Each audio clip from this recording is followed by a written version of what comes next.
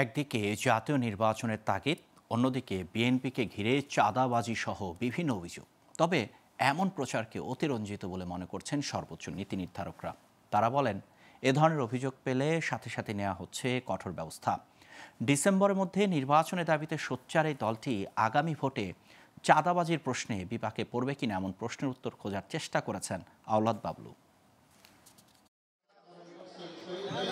২৭ ফেব্রুয়ারি বিএনপির বর্ধিত সভায় তৃণমূলের নেতারা চাঁদাবাজি, দখল, ক্ষমতার দাপটের মতো অপকর্মের বিরুদ্ধে কঠোর হতে বলেছেন শীর্ষ নেতৃত্বকে।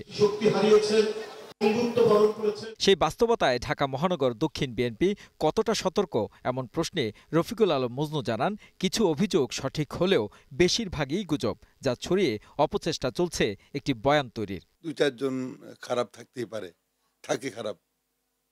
যতটুক না এসব বিষয়ে যে অভিযোগ আছে তার থেকে বেশি ২-১টি রাজনৈতিক দল আরও বেশি এটাকে বিএনপিকে মানুষের কাছে খারাপ করার জন্য একটা মিথ্যা বক্তব্য দিয়ে বিএনপিকে একটা বিতর্কিত করার চেষ্টা করে। এদিকে উত্তরের আহ্বায়ক আমিনুল হকের মতে, বিগত দিনে এত নিপীড়ন নির্যাতনের পরও বিএনপি এখনও জনপ্রিয় দল হওয়ার কারণ তৃণমূলের রাজনৈতিক শক্তি। তার অভিযোগ, চাঁদাবাজির অভিযোগ সঠিক নয়। আপনার কথার সাথে একমত না।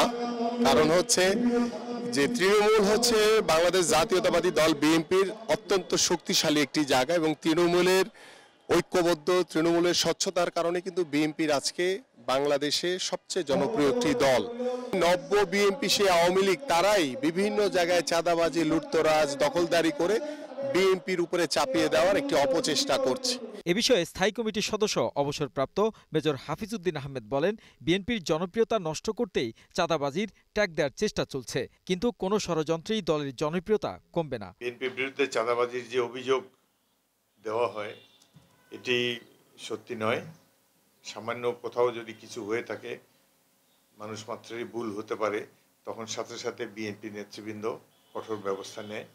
সুতরাং আমরা আশা করি যে বিএনপির জনপ্রিয়তা, যেদিনই নির্বাচন হোক, বিএনপির জনপ্রিয়তা অক্ষুণ্ণ থাকবে। বিএনপির স্থায়ী কমিটির সদস্য আমির খসরু মাহমুদ চৌধুরী জানালেন, এ যাবৎকালে চাঁদাবাজির বিরুদ্ধে বিএনপির মতো কোনো রাজনৈতিক দল এতটা কঠোর সিদ্ধান্ত নিতে পারেনি। তার দাবি, রাষ্ট্র ক্ষমতায় গেলে অভিযুক্তদের সর্বোচ্চ শাস্তির আওতায় আনা হবে। বিএনপির কোনো নেতাকর্মী চাঁদাবাজি করে, দখলবাজি করে পার পাওয়ার কোনো সুযোগ নেই, বহিষ্কৃত হবে। এবং বিএনপি যদি কোনোদিন সরকারের দায়িত্ব নেই, সরাসরি জেলে যেতে হবে।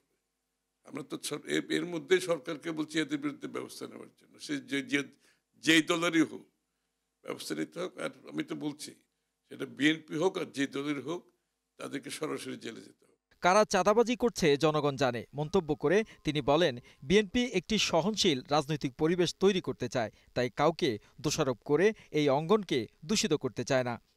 একটা বাবলু, গ্লোবাল টেলিভিশন, ঢাকা।